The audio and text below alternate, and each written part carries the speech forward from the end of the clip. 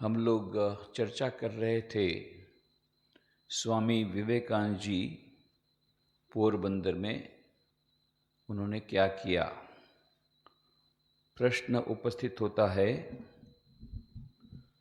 कि इतनी दीर्घ काल तक स्वामी जी ने पोरबंदर में क्यों निवास किया।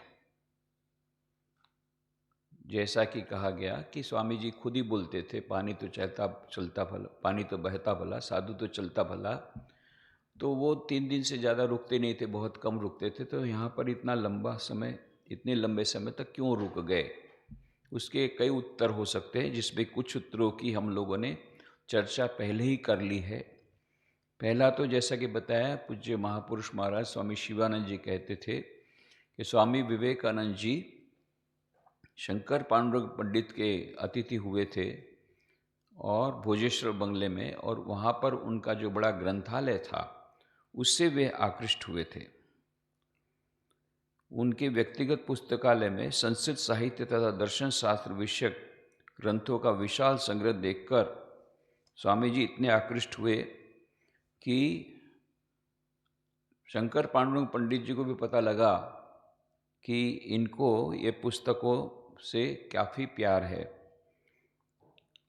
तो वार्तालाप के दौरान स्वामी जी की वैदिक वाङ्मय में अभिरुचि तथा अध्ययन स्पृहा शंकरराव के सम्मुख छिपी न रह सकी, और उन्होंने स्वामी जी से अनुरोध किया कि वे अब जब तक चाहे उनका आतिथ्य स्वीकार करके उनके ग्रंथालय का उपयोग कर सकते हैं। स्वामी जी को भी यह प्रस्ताव रुचिकर लगा और वे वहीं रहकर पूर्ण मनोयोग के साथ गहन स्वाध्याय में डूब गए, और एक से अधिक बार उन्होंने पोरबंदर में यात्रा की, पोरबंदर में आए वे इसी कारण। बाद में, और इसके बीच पंडित जी उस समय अथर्ववेद का अनुवाद कर रहे थे, अथर्ववेद के भाष्य के अनुवाद में लगे हुए थे। तो उसमें भी स्वामी जी की उन्होंने मदद ली, और स्वामी जी ने अपने संस्कृत के व्याकरण के अध्ययन में भी वहाँ पर अपना समय बिताया। ये सब बातें हमने कही है। और स्वामी जी ने कहा था वार्तालाप के दौरान उन्होंने कहा था, उनके जैसा वेदों का जानकार पंडित मैंने अन्यत्र कहीं नहीं देखा।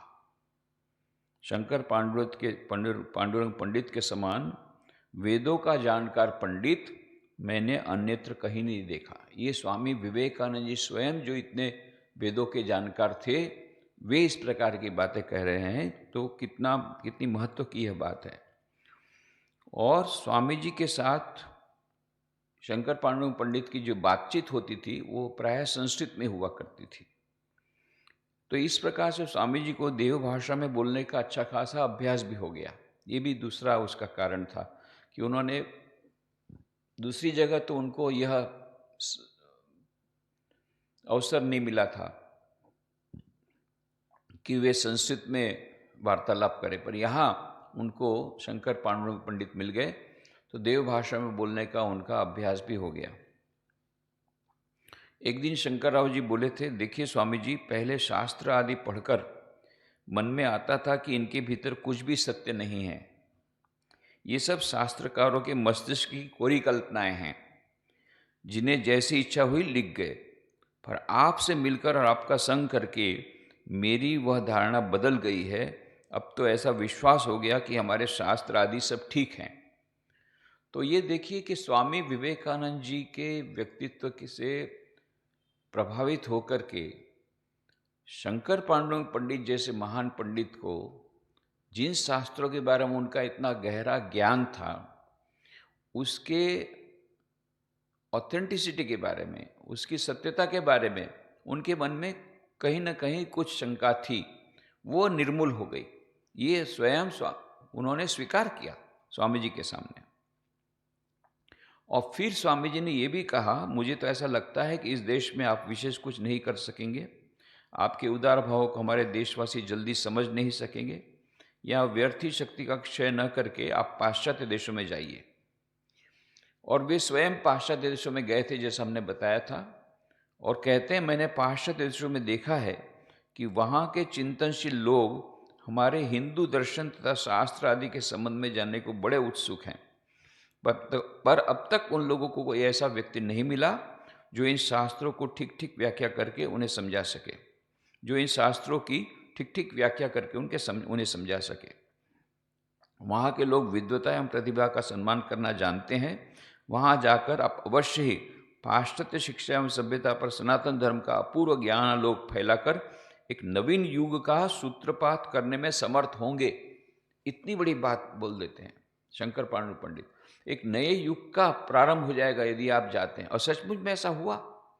जब शिकागो विश्व धर्म सभा में उन्होंने, स्वामी जी ने भाषण दिया बाद में, तो एक नए युग का प्रारंभ हुआ। मानो जो जिस स्वप्न की बात स्वामी जी ने कही थी, conquest of the world by Indian spiritual culture, भारतीय आध्यात्मिक संस्कृति का विश्व पर विजय, उसका प्रारंभ हुआ। ये वहाँ पर विदेश जाकर के स्वामी जी जब गए तो ये बात भी वहाँ पर बोलते हैं। और स्वामी जी ने उत्तर में कहा था, हाँ, एक दिन मैं प्रभात में समुद्र तट पर खड़ा सुदूर दिगंत में आलोकोज्ज्वल तरंग माला का नृत्य देख रहा था। तभी सहसा मेरे मन में आया कि इसी विक्षुब्ध समुद्र को लांघकर मुझे किसी दूर देश में जाना होगा। कन्याकुमारी में भी जैसे उन्होंने बैठ करके समुद्र लांघने की बात सोची थी, यहाँ पर पोरबंदर में भी समुद्र देख करके समुद्र लांघने की बात सोची थी। मैं ठहरा सन्यासी, मेरे लिए देश क्या और वह देश क्या, सब कुछ मेरे लिए बराबर है। वसुदैव कुटुंबकम, जरूरत पड़ी तो जाऊंगा, परंतु न जानिए कैसे संभव होगा। ये बस एक इतनी ही बातचीत हुई, पर ये मानो एक बीज रोपण, सबसे पहला बीज रोपण किया लिमड़ी के महाराज यशवंत सिंह जी ने, फिर छगनलाल पंड्या ने, अभी और एक बीज रोपण किया शंकर पांडु पंडित ने विदेश जाने के लिए। और बाद में हम देखते हैं कि जेतलसर रेलवे जंक्शन के असिस्टेंट स्टेशन मास्टर ने उनको जब जानकारी दी कि शिकागो विश्व धर्म सभा होने वाली है, तो मानो वह एक और विचार उनके मन में आया कि वहाँ जाना चाहिए, पर वह एक विचार मात्र था। पर सबसे पहली बार अपना संकल्प व्यक्त करते हैं शिकागो धर्म सभा में जाने का, वो तो बाद में जब खंडवा में हरिदास चटर्जी वकील के पास, यदि कोई मुझे भी टिकट दे, आने जाने का किराया दे, तो मैं जाने को तैयार हूँ।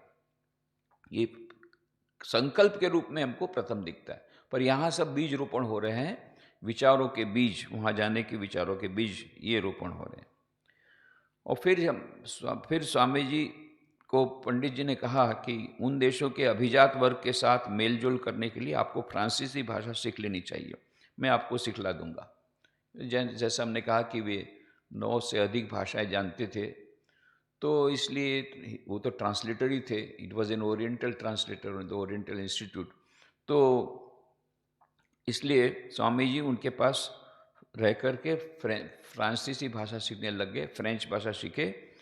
इन्हीं दिनों उन्होंने आलम बाजार मठ के अपने गुरु भाइयों को एक 4 पन्नों का पत्र लिखा था। पत्र किस भाषा में, उसका मजमून क्या है, ये लोग नहीं समझ पाए। फिर किसी ने कहा, ये तो नरेंद्र की चिट्ठी मालूम होती है, फ्रांसीसी भाषा में लिखी हुई है। उसके बाद वे लोग एक विद्वान प्राध्यापक के पास जाकर उसका अर्थ समझ के आए। तो इस प्रकार हम देखते हैं कि स्वामी जी ने जो पोरबंदर में निवास किया इतना लंबा, उसके पीछे कई कारण थे। एक तो उन्होंने फ्रेंच भाषा सीखी, दूसरा उन्होंने संस्कृत का गहन अध्ययन वहाँ पर किया, जो अधूरा था उसको पूरा किया। तीसरा, इतने सारे जो ग्रंथ उनको मिल गए शंकर पांडु पंडित की लाइब्रेरी में, उनमें उनके पढ़ने में, उनके अध्ययन में वे निमग्न हो गए। पर इधर संस्कृत में भी इनके साथ वार्तालाप भी शुरू किया उन्होंने शंकर पांडु पंडित के साथ, उनका संग उनको मिला। इस प्रकार से कई कारण से स्वामी जी इतने लंबे समय तक रह गए। उसके बाद में मीमांसा करेंगे कि सचमुच में समय वो दीर्घ अवधि थी, इतनी बात पक्की है। 11 महीना तो हो नहीं सकता है, वह तो असंभव है, जैसा कि पहले की पुस्तकों में कहा है। परंतु जो पंडिताक्षमा राव ने शंकर जीवन आख्यान में लिखा है कि वे 4 महीने रह गए, वो ज़्यादा समीचीन मालूम होता है।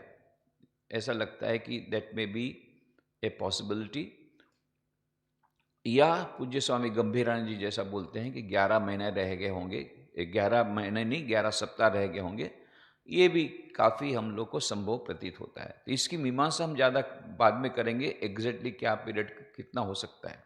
पर एक बात पक्की है कि दीर्घ काल तक वो पोरबंदर में रहे थे, ये तो इतनी बात पक्की है।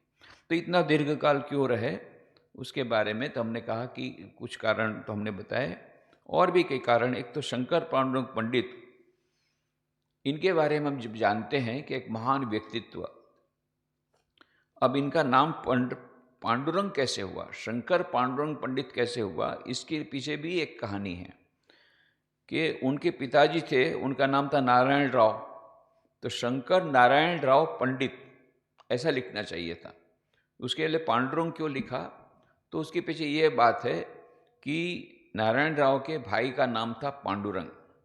उनकी मृत्यु हो जाने के बाद ऐसा पता लगा कि वह आत्मा अतृप्त है, उसको पिंडदान देना पड़ेगा, और उनके कोई पुत्र नहीं था।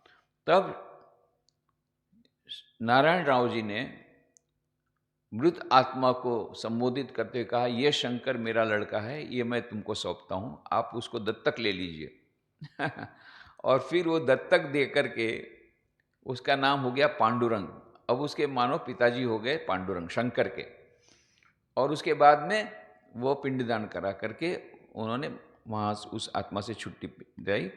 तो ये पिंडदान देने के लिए, पिंडदान दे सके, तो उनका खुद का कोई पुत्र नहीं था, इसलिए उन्होंने दत्तक दे दिया अपने भाई को यह पुत्र पोस्टह्यूमसली। तो इसलिए इनका नाम हुआ शंकर पांडुरंग पंडित।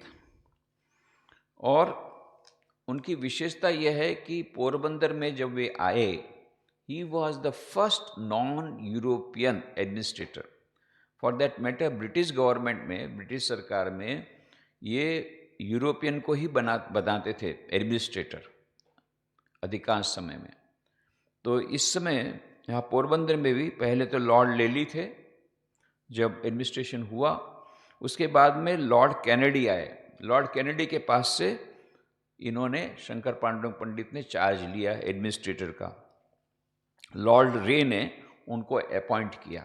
तो हम समझ सकते हैं कि ब्रिटिश सरकार की का कितना बड़ा विश्वास वो अर्जन कर पाए थे, और उनकी जो योग्यता कहाँ तक होगी कि यद्यपि वो देशभक्त थे, स्वाभिमान था उनमें देश के प्रति, और कभी भी कोई कंप्रोमाइज़ नहीं करते थे, फिर भी ब्रिटिश सरकार को उनको इस प्रकार से एडमिनिस्ट्रेट के हिसाब से भेजना पड़ा था। 1871 में वो जब डेप्यूटी कलेक्टर थे सूरत के, तो सूरत में कुसुम्बे नाम का जो गांव है वो पूरा बह गया, बाढ़ आई थी। उसमें कई लोगों को उन्होंने बचाया। कैसे बचाया? डेप्यूटी कलेक्टर होने के बावजूद खुद नाव में जा करके खुद इस प्रकार से उन्होंने कई लोगों को बचाया। इसलिए लोग इतने प्रसन्न हो गए कि लोगों ने गांव का नाम शंकरपेट उनके नाम पर दे दिया, और आज भी लोग उनका गुणगान करते हैं। 1884 में जब वे पुणे में थे, तो he was considered as a pioneer in female education। स्त्री शिक्षण के बारे में उनको पायोनियर गिना जाता था। क्यों?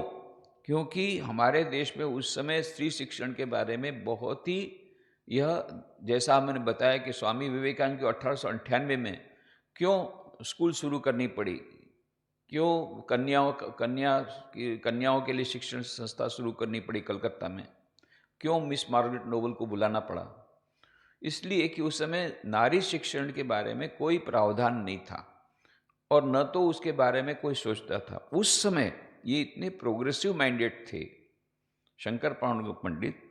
स्वामी विवेकानंद भी नारी शिक्षा के लिए बहुत सोच रहे थे उस समय, और नारियों के विकास के लिए सोच रहे थे। उसी समय उनको ये मिलते हैं शंकर पांडुरंग पंडित, जिन्होंने अपने जीवन में नारी शिक्षा के लिए बहुत किया था, और पोरबंदर में भी कर रहे थे, और पायोनियर गिने जाते थे फीमेल एजुकेशन में। क्यों?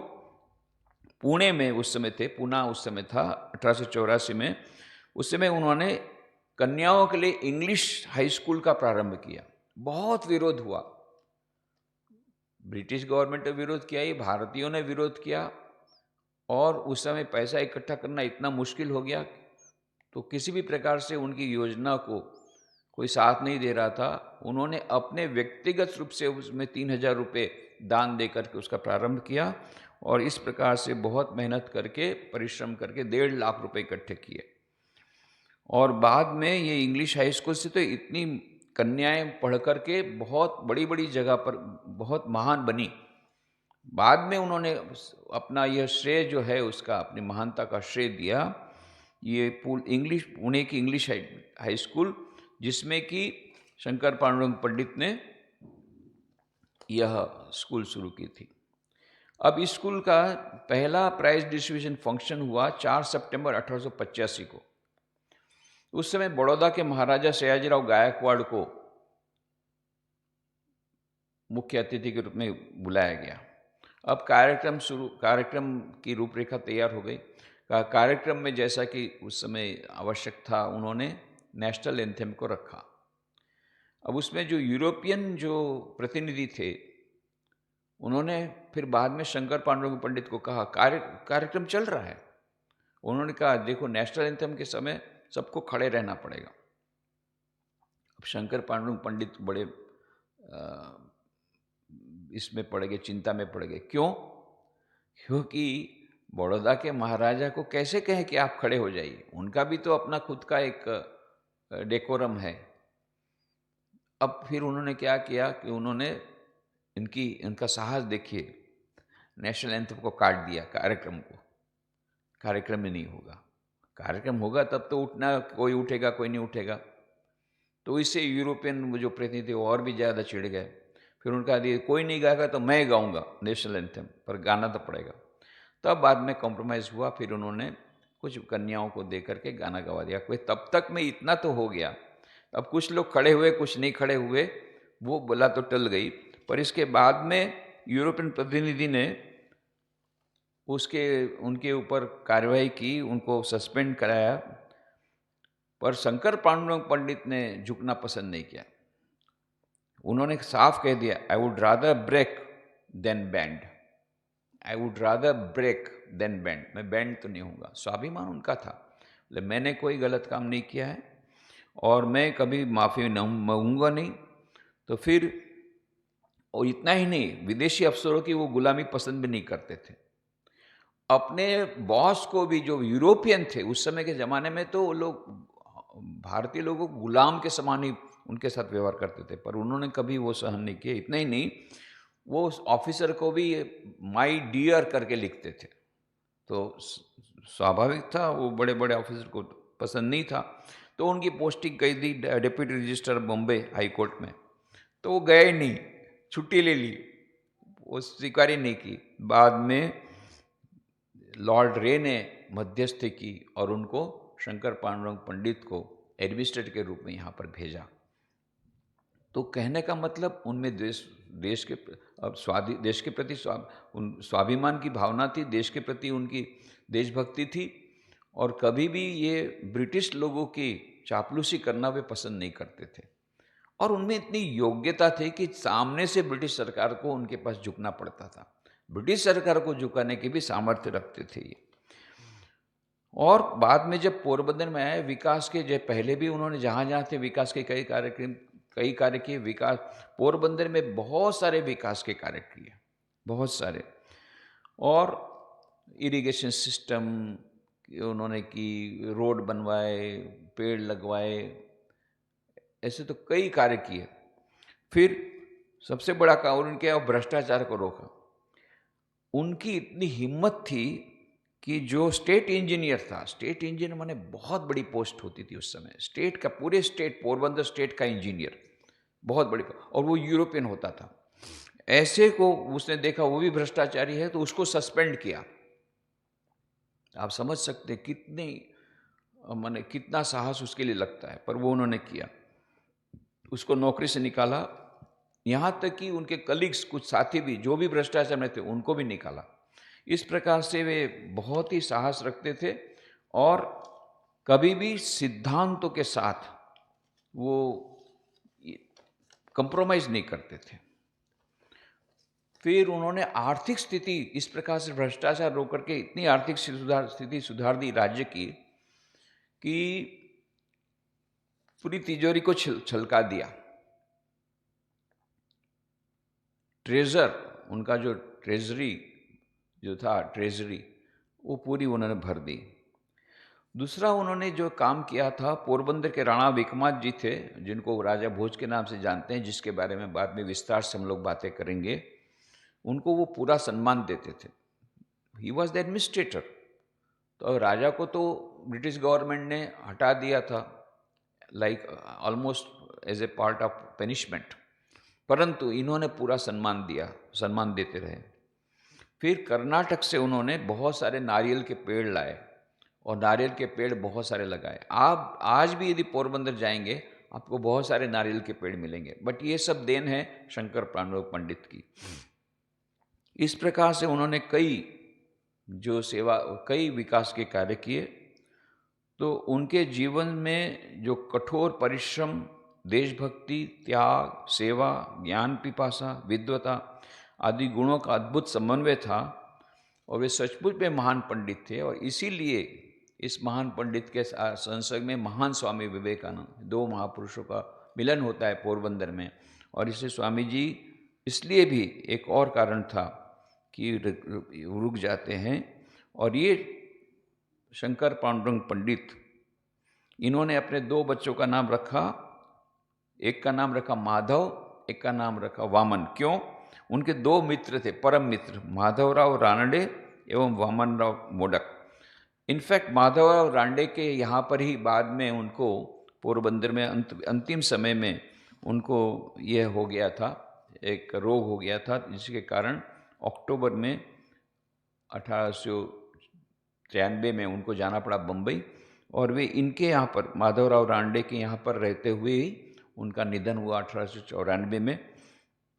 पर ये माधवराव और वामन राव दोनों ऐसे परम मित्र थे, तो उन्होंने अपने उनके तो कुल 4 पुत्र थे, उसमें से 2 पुत्रों का नाम रखा, एक का नाम रखा वामन, एक का नाम रखा माधव। उनके 4 पुत्र और 4 कन्याएं थी। उनके जो भतीजे थे, ये इनका नाम था रणजीत पंडित।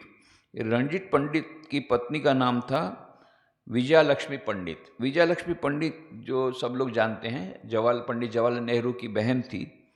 और इस प्रकार से हम देखते हैं कि ये जो परिवार है, ये पंडित परिवार, ये अत्यंत संभ्रांत परिवार, पूरे परिवार में बाद में इतने बड़े बड़े लोग हुए। ये विजयालक्ष्मी पंडित को जानते हैं कि ये she was elected as the first female president of United Nations General Assembly. उन्होंने बहुत सारा काम किया है एज ए स्टेट्समैन और एज ए एम्बेसडर, परंतु सबसे बड़ी उनकी खासियत ये कि she was elected as the first female president of United Nation General Assembly. और ये दोनों की जो संतान थी, उनका नाम था नयनतारा सहगल। इनका भी नाम कई लोगों ने सुना होगा। तो इतने famous diplomat, high commissioner, Pandit Jawaharlal Nehru की बहन और 6th गवर्नर ऑफ महाराष्ट्र। और इनका विवाह हुआ था रंजीत सीताराम पंडित, जो कि बहुत बड़े वकील थे राजकोट के, इनके साथ उनका विवाह हुआ था। तो और ये रंजीत पंडित भी खुद भी बहुत बड़े विद्वान थे। उन्होंने कई संस्कृत के काव्यों को और पुस्तकों का इंग्लिश ट्रांसलेशन किया था। तो इस प्रकार से हम देखते हैं कि शंकर पांडुरंग पंडित, यह एक परिवार। और ये जैसा मैंने उस दिन भी कहा कि उमाकांत पंडित, वे भी उसी पंडित परिवार में से ही हैं। ये उमाकांत पंडित जो कि हमारे राजकोट में थे और इंडस्ट्रियलिस्ट थे और फिलॉन्थ्रोपिस्ट थे और रामकृष्ण आश्रम राजकोट के हमारे एडवाइजरी कमेटी के मेंबर थे। तो उनके माध्यम से ही मुझे यह सब जानकारी मिली, अधिकांश जानकारी शंकर पंडित के बारे में, क्योंकि वो उनके वंशज थे। उन्होंने ही मुझे वो रेफरेंस दिया और उनके कारण ही मैं लीलाराव दयाल के पास गया। लीलाराव दयाल ये भी पंडित परिवार की ही उनमें से की ही एक थी। और लीलाराव दयाल ने बाद में मुझे यह शंकर जीवन आख्यान पुस्तक दी। यह भी अद्भुत संयोग कि वो शंकर जीवन आख्यानम जो पंडिता क्षमा राव ने लिखा है, वो पंडिता क्षमा राव की वो पुत्री थी। तो शंकर पांडुरंग पंडित की पुत्री थी पंडिता क्षमाराव। पंडिता क्षमाराव की पुत्री थी लीलाराव दयाल। ये लीलाराव दयाल ने स्वयं मुझे अपनी माँ के बारे में बहुत सारे बातें बताई, पंडिता क्षमाराव के बारे में, और उन्होंने वो किताब जो लिखी थी शंकर पांडुरंग पंडित के बारे में, अपने पिताजी के बारे में संस्कृत में, वो पुस्तक भी मुझे प्रदान की। 6-7 महीना हम लोग का यह 6-7 वर्षों तक हमारा कॉरेस्पॉन्डेंस चला, 2-3 बार उनको मिला। और यह भी एक अद्भुत संयोग है कि उन्होंने जो पुस्तक मुझे बाद में खोज करके भेजी, उसके कुछ ही दिनों में दुर्भाग्य से उनका निधन हो गया। यदि वो और भी कुछ जीवित रहती तो कुछ और भी हम लोग को, विशेष करके हमको स्वामी विवेकानंद ने जो पत्र लिखे हैं शंकर पांडुरंग पंडित को, जो कि हमको उपलब्ध नहीं हैं, वो मिल सकते थे। और उनकी डायरी में से कुछ भी स्वामी विवेकानंद के साथ उनकी जो बातें होती थी इतनी सारी, उसके बारे में भी कुछ जान सकते थे। तो अभी तो हम लोग को जो उस समय के गवाह जो हुए कि इस प्रकार से शाम के समय पास में रण जैसा एक था स्थान, मतलब रेत वहाँ रहती थी समुद्र के किनारे, उसका नाम रण प्रदेश था। वहाँ पर वो संत शाम को घूमने के लिए जाते थे दोनों। इस प्रकार का कुछ वर्णन हमको मिलता है। तो उस समय क्या बातचीत होती थी, ये बातचीत हमारे पास नहीं है, ज़्यादा बातचीत कुछ नहीं है। ये वार्तालाप क्या हुआ और पत्र में क्या स्वामी विवेकानंद को शंकर पांडुरंग पंडित ने लिखा, एक ही पत्र के बारे में स्वामी विवेकानंद जी हरिदास देसाई को जो पत्र लिखते हैं, उस एक पत्र लिखते थे अवश्य। क्यों? क्योंकि वो हमको रेफरेंस मिलता है कि शंकर पांडुरंग, ये स्वामी विवेकानंद जी हरिदास बिहारी देसाई को लिखते हैं कि शंकर पांडुरंग पंडित ने मुझे पत्र में ऐसा ऐसा लिखा है। इसका मतलब पत्र व्यवहार होता था। एक ही पत्र की बात उसमें है और दूसरे किसी पत्र का रेफरेंस हमको मिलता नहीं है, पर हो सकता है कि और भी कुछ पत्र उन्होंने लिखे होंगे। जो भी होगा, पर वो तो पत्र तो अभी तक कुछ मिले नहीं है। वो लीलाराव दयाल दुर्भाग्यपूर्ण से वो बाद में वो चल बसी। तो उन्होंने जो जो कहा था हमने किया। उन्होंने कहा था एस्थेटिक सोसाइटी में जाइए, वहाँ भी गए, बहुत प्रयत्न किए 7 साल तक, पर वो अभी तक नहीं मिल पाया है। देखें, अब ईश्वर की कृपा हुई तो और जानकारी मिलेगी। तो ये बाद में जो थोड़ी सी जानकारी जो मिली है उसकी बातें हम लोग कल करेंगे। आज यहाँ समाप्त करें। ओम शांति शांति शांति। हरि ओम तत्सत। श्री राम कृष्णार्पणमस्तु।